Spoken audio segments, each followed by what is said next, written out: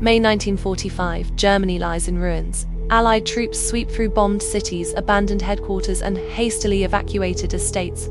They're searching for the architects of the Third Reich, the men who orchestrated history's most systematic genocide. But when they arrive at the mansions, the country estates, the secret retreats, the men are gone, fled, dead, in hiding. Instead, they find the women. Wives clutching children, mistresses burning documents, daughters still wearing their Hitler Youth uniforms.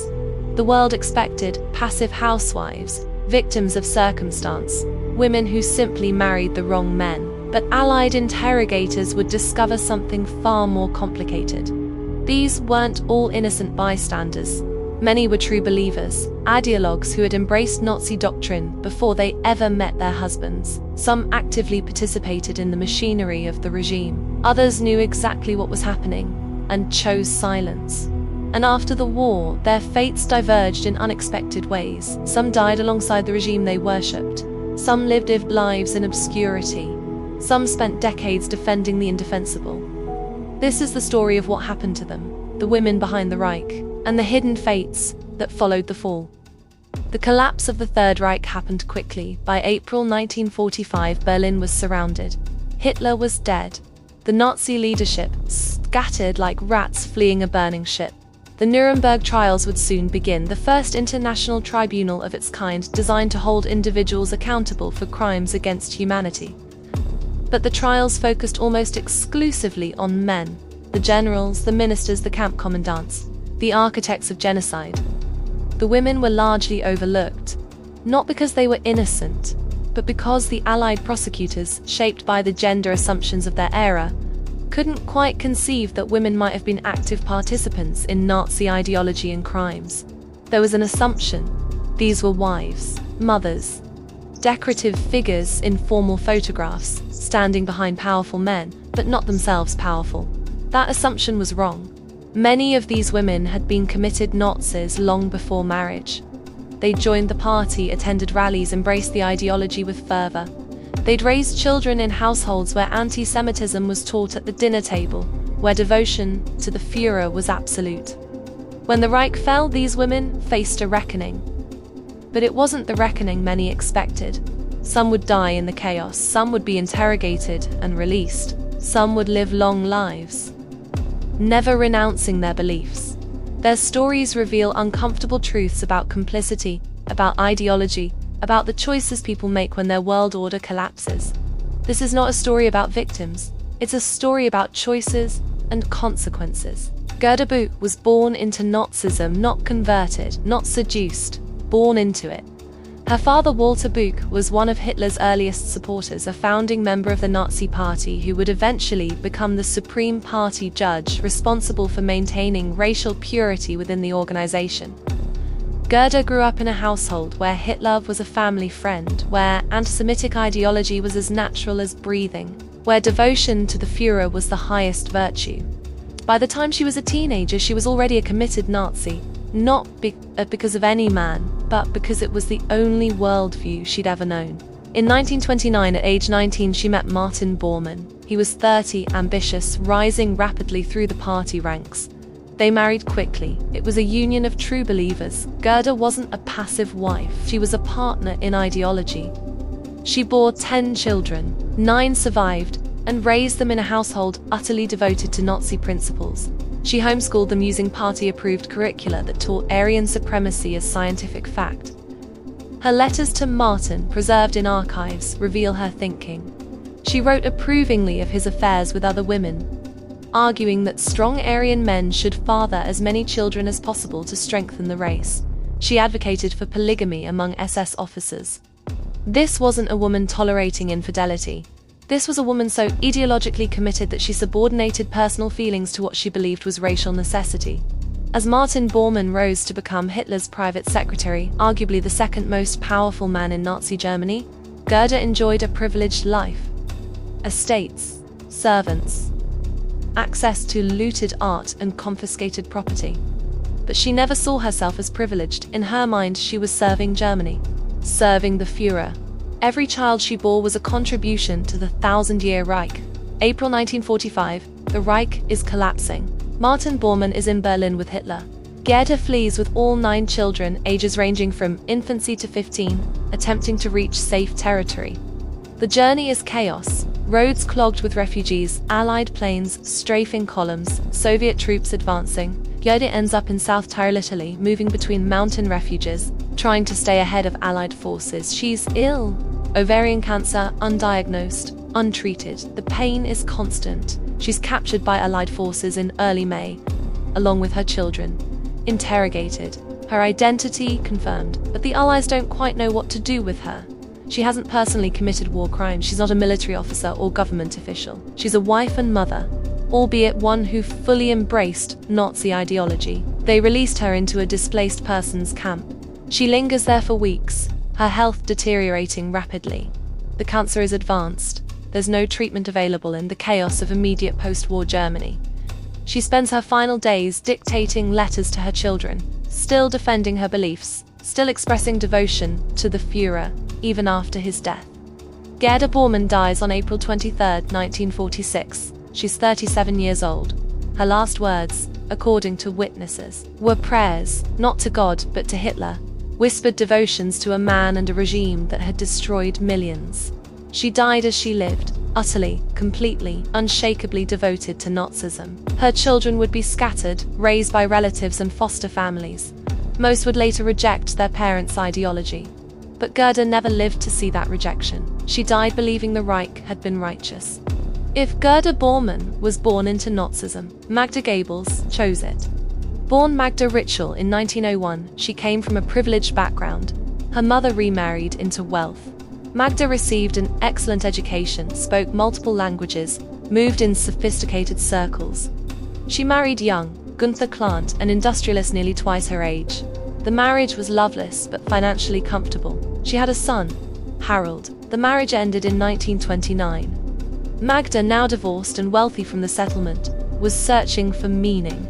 She found it in National Socialism. She attended a Nazi rally in 1930 and was transfixed, not by the ideology initially, by the spectacle, the energy, the sense of historical destiny. She joined the party, became active in Nazi women's organizations, and caught the attention of Joseph Goebbels, Hitler's propaganda minister.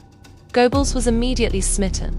Magda was beautiful, educated, from the social class he aspired to, and she was a committed Nazi. Their courtship was brief. They married in December 1931. Adolf Hitler was the best man. This detail is crucial. Hitler didn't just attend the wedding, he was intimately involved. He saw Magda as the ideal Nazi woman, educated but devoted to traditional roles, beautiful but maternal, sophisticated but loyal. Magda embraced this role completely. She became Germany's unofficial First Lady. Since Hitler was unmarried, she appeared in propaganda films, gave speeches to women's groups, hosted parties for foreign dignitaries, and she bore children. 6 in total: Helga, Hilda, Holder, Hedda, and Haida. Their names all began with H, reportedly in Hitler's honor. Magda was a devoted mother in some ways. She breastfed all her children, was involved in their daily care, but her devotion to Nazism superseded her maternal instincts in crucial ways. She raised her children to worship Hitler as a godlike figure. They called him Uncle Führer. He was a frequent visitor to their home. The children's entire worldview was shaped by Nazi ideology. As the war progressed, Magda's health deteriorated. She suffered from heart problems, neurological issues, but she remained fanatically devoted to Hitler and the cause. April 1945, Berlin is surrounded. The Goebbels family moves into the Führer bunker with Hitler and his inner circle. As Soviet forces close in, Hitler commits suicide on April 30th. Joseph Goebbels is now briefly Chancellor, a title that means nothing as the right crumbles around them. He decides there's no point in surviving Hitler. Magda makes her decision too. On May 1, 1945, Magda Goebbels systematically murders all 6 of her children. The children, ages 4 to 12, are given morphine to make them drowsy. Then, Magda crushes cyanide capsules into their mouths as they sleep. Accounts vary on the exact details. Some say she did it herself, some say an SS doctor assisted, but the decision was hers. Joseph wanted to send the children away with his secretary. Magda refused. She couldn't imagine her children living in a world without National Socialism. Better they die as Nazis than live in what she saw as a corrupted, defeated Germany. After killing her children, Magda and Joseph walk up to the garden above the bunker. Soviet artillery is thundering nearby. They take cyanide. Their bodies are found the next day, partially burned in a hasty attempt at cremation by remaining bunker staff.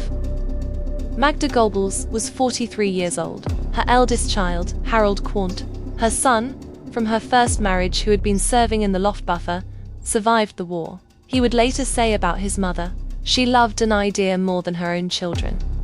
That's the haunting truth of Magda Goebbels. She was intelligent, educated, capable of great tenderness toward her children, but when faced with choosing between them and her ideology, she chose ideology.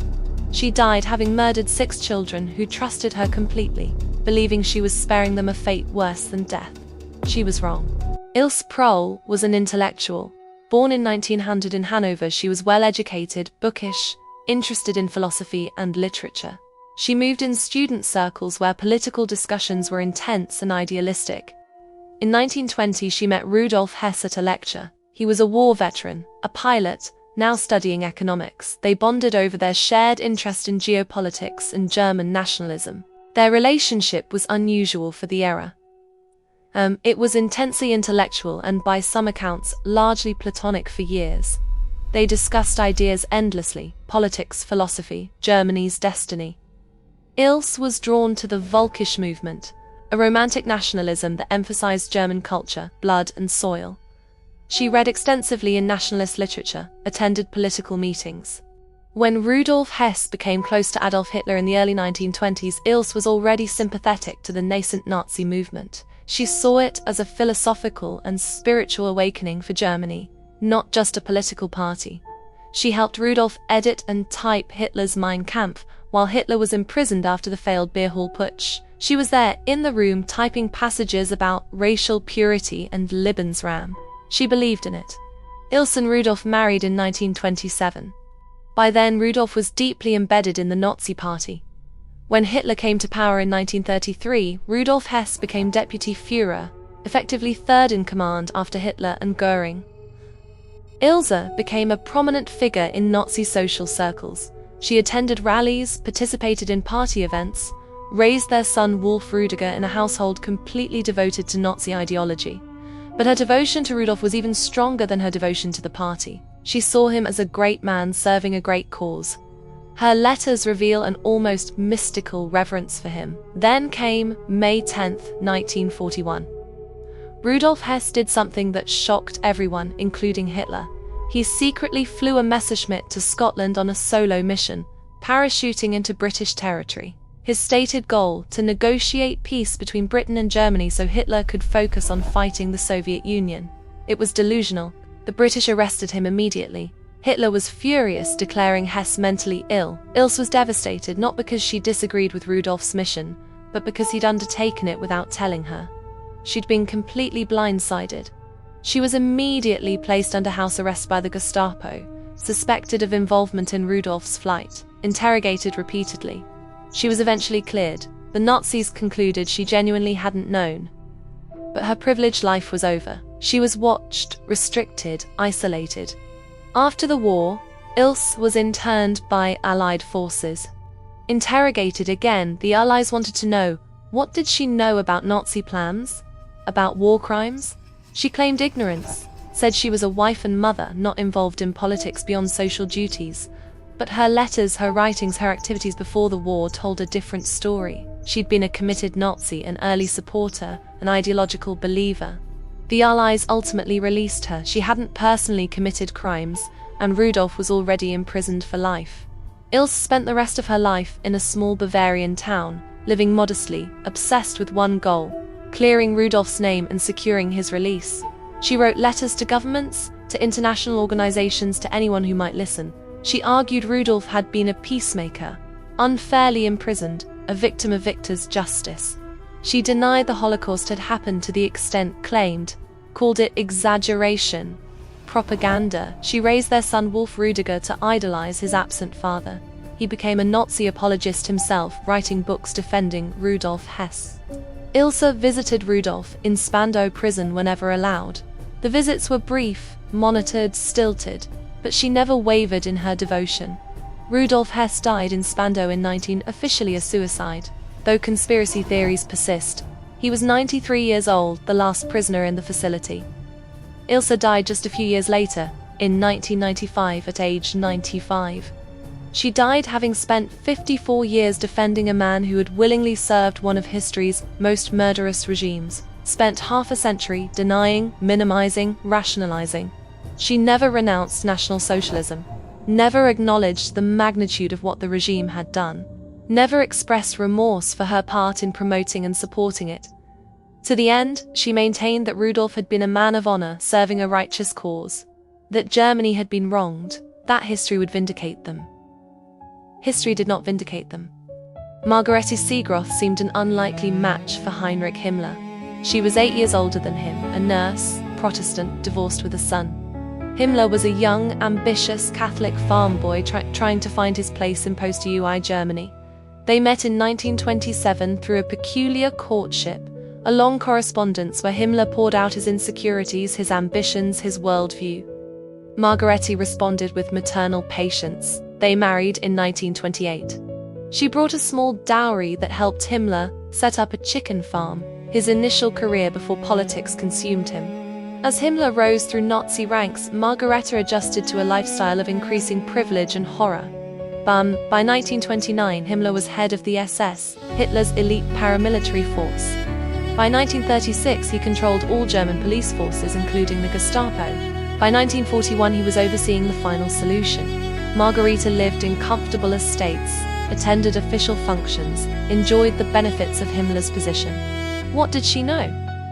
After the war, Allied interrogators asked her this repeatedly. Her answer was carefully calibrated. I knew my husband was an important man with difficult responsibilities. I didn't ask questions about his work. But the evidence suggests she knew more than she admitted. She visited Dachau concentration camp. She attended SS social functions where camps were discussed openly. She lived in a society where rumors about mass killings were widespread by 1943. Her strategy was silence. She asked no questions, gave no opinions, left no written record. She was the model of willful ignorance. The Himmler marriage was strained by the 1930s. Heinrich took a mistress, Hedwig Pothast, his secretary. Margarete was aware but said nothing publicly. In Nazi circles, powerful men having mistresses was accepted. April 1945. As the Reich collapses, Margarete is captured by Allied forces along with her daughter Gudrun. She's interrogated extensively. The Allies are convinced she must know details about Himmler's crimes, about hidden assets, about other Nazi leaders. She gives them nothing useful. Maintains her pose of domestic ignorance. Heinrich Himmler commits suicide in British custody in May 1945, biting a cyanide capsule hidden in his mouth. Margarete is held for several months, then released. The evidence against her is circumstantial. She didn't give orders, didn't sign documents, didn't personally commit crimes. She's classified as a nominal Nazi, party member who benefited from the regime but wasn't directly involved in crimes. She receives a small pension, lives quietly in a modest apartment, raises her daughter. She never speaks publicly about the war, never gives interviews, never writes memoirs. Margarete Himmler dies in 1967, aged 77, having lived 22 years in post-war Germany without ever publicly acknowledging what her husband had done or what she might have known. Her silence protected her, but history remembered. Hedwig Pothast was ambitious. Born in 1912, she came from a middle-class background but wanted more. She was educated, attractive, intelligent. She joined the Nazi Party early in 1929, seeing it as a path to opportunity. She became a secretary, working her way up through Nazi organizations. By 1936, she was working in the Gestapo headquarters. There, she caught the attention of Heinrich Himmler. Himmler was married, but his relationship with Margarete was cold. Hedwig was young, adoring, ideologically committed. She became his mistress, with Adolf Hitler's explicit blessing. This wasn't a secret affair, it was semi-official. Himmler set Hedwig up in a comfortable home near his headquarters. She bore him 2 children, a son and a daughter. What makes Hedwig's story particularly disturbing is what she knew and saw. She worked in the heart of the SS apparatus. She typed orders, filed reports, saw documents. She was present at social gatherings where genocide was discussed openly among SS leadership. There's a particularly horrifying detail from post-war testimonies. Hedwig's home reportedly contained furniture made from human remains, lampshades from skin, items incorporating bone. Whether she knew the origins of these items is unclear. She lived among them. As Himmler's mistress, she had access to stolen art, confiscated property, wealth extracted from murdered Jews. April 1945. The end is near. Himmler attempts to negotiate surrender to Western allies, hoping to save himself. It fails. Hedwig flees with her children. She's captured by Allied forces in May 1945. The interrogations are extensive. What did you know? What did you see? What did Himmler tell you? Hedwig's strategy is different from Margarete's. She admits to the relationship but claims ignorance of crimes. She was just a secretary, then a mother. She loved a man, she didn't commit atrocities. It's a thin defense, but the Allies face a problem. They can't prove she personally participated in crimes. Being someone's mistress isn't a war crime. Typing documents, if she didn't know their content, isn't necessarily criminal. She's eventually released. No charges are filed. Hedwig disappears into post-war German society, changes her name, moves frequently, raises her children away from public scrutiny. She never speaks publicly about Himmler or the war, never writes memoirs, never gives interviews. Hedwig Pothast dies in 1994, having lived almost 50 years in obscurity. Her children, Himmler's illegitimate offspring, grew up knowing who their father was but never speaking about it publicly. Her fate was similar to Margarete's in one crucial way. Silence protected her. She gave history nothing, no admissions, no revelations, no reckoning. She simply disappeared. Gudrun Margaretha Elfriede Emma Anna Himmler was born in 1929, the only legitimate child of Heinrich and Margaretha Himmler. Her father called her Poppy, little doll. She was the light of his life, the one relationship where Heinrich Himmler, architect of genocide, showed genuine warmth and affection. Gudrun grew up in extraordinary privilege. The daughter of the Reichsführer says she attended elite Nazi school, lived in grand estates, met Hitler numerous times. She was raised to believe her father was a great man, serving a great cause, that the SS were knights, protecting Germany, that everything they did was necessary and honorable. April 1945. Gudrun is 15 years old. As the Reich collapses, she and her mother flee, eventually hiding in South Tyrol. They're captured by Allied forces in May. Both are interrogated. The interrogators see a teenage girl, blonde, blue-eyed, crying for her father. They assume she's innocent, a child who couldn't possibly understand what her father had done. They're wrong. Gudrun is released from internment after several months. She returns to live with her mother in Bavaria. As she grows into adulthood, people expect her to distance herself from her father's legacy, to acknowledge the crimes, to renounce the ideology. She does the opposite. Gudrun becomes one of Germany's most prominent Nazi apologists. She joins and eventually leads Stille Hilfe, Silent Help, an organization dedicated to helping former SS members, including convicted war criminals.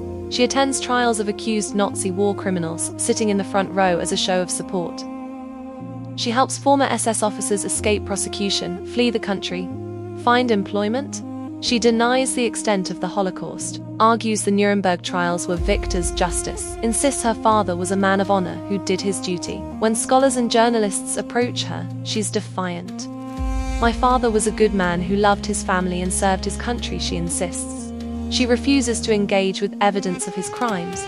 She attempts to contact her half-siblings, Hedwig Pothast's children, but they want nothing to do with her. They've chosen to live in anonymity. Gudrun has chosen the opposite path. She marries Wolf-Dieter Berwitz, a journalist sympathetic to right-wing causes, takes his name, but continues her activism under her maiden name for recognition. For decades, Gudrun Himmler is a fixture in neo-Nazi circles across Europe. She attends commemorations of SS veterans, visits graves of executed war criminals, provides financial support to far-right organizations. German intelligence services monitor her activities. She's aware of the surveillance and doesn't care. She believes she's fighting for her father's honor and for historical truth as she sees it. May 24, 2018. Gudrun Himmler dies in Munich at age 88. Her death is barely reported in mainstream media. but it's mourned in neo-Nazi circles. They call her the Führer's last remaining faithful. She died having spent 73 years defending only a man responsible for the murder of millions. Never wavered, never renounced, never acknowledged. She died believing her father was a hero. She died wrong. The women behind the Reich met vastly different fates. Some died alongside the ideology they worshipped. Magda Goebbels murdered her children and took her own life, rather than face a world without Nazism. Some died shortly after, their bodies failing as their world collapsed. Gerda Bormann succumbed to cancer in a displaced persons camp, still whispering devotion to Hitler. Some lived long lives in obscurity, protected by silence. Margareta Himmler and Hedwig Potthast disappeared into post-war Germany, offering history nothing. No admissions, no remorse, no reckoning. Some spent decades defending the indefensible. Ilse Hess devoted 54 years to clearing Rudolf's name, denying reality until her death at age 95, and one spent her entire adult life actively promoting Nazi ideology. Gudrun Himmler became a neo-Nazi icon, supporting war criminals and spreading revisionist history until her death in 2018. What do these fates tell us? First, that ideology can be more powerful than self-preservation. Magda Goebbels chose death over life without National Socialism. Gerda Bormann remained devoted to Hitler even as cancer killed her. Ilse Hess and Gudrun Himmler spent their lives defending ideals that history had condemned. Second, that complicity operates on many levels. Some women were true believers before marriage. Some were silent witnesses who chose not to see. Some actively participated in the machinery of the regime. All bore responsibility for their choices. Third, that gender protected them in ways it wouldn't protect men. Female SS auxiliaries, concentration camp guards, and other women who directly committed crimes were prosecuted, but wives and mistresses of Nazi leaders largely escaped formal accountability, even when evidence suggested they knew about or benefited from crimes. This wasn't justice. It was a blind spot, an assumption that women were inherently less culpable, less ideological, less capable of choosing evil. The women themselves exploited this assumption. They claimed ignorance, played on gender stereotypes, presented themselves as victims of their husbands' choices. Some genuinely were victims, women who had no power, no knowledge, no agency. But many were not. They were believers, collaborators, beneficiaries. The post-war world struggled to know what to do with them. How do you punish someone who didn't personally kill but who supported, enabled, benefited from mass murder? How do you hold accountable someone who raised children to worship Hitler, but never herself gave an order? There were no clear answers.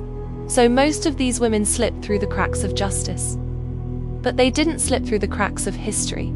Their letters survived. Their photographs remained. Testimonies from survivors documented their presence at camps, their attendance at rallies, their comfortable lives built on stolen property and slave labor. History remembers them not as the victims they sometimes claim to be, but as women who made choices, who embraced ideology, who lived with the consequences of aligning themselves with evil. Some faced those consequences with defiance, others with silence. None with the full accountability their choices deserved. The legacy of these women is uncomfortable because it challenges simplistic narratives. It reveals that ordinary people, educated, intelligent, sometimes kind to their own families, can embrace monstrous ideologies, that women are as capable as men of choosing hatred over humanity. In the end, what defines their fates is not how they died or how long they lived. It's that they chose allegiance to a regime that murdered millions, and most of them never truly reckoned with that choice. History has been left to do the reckoning for them.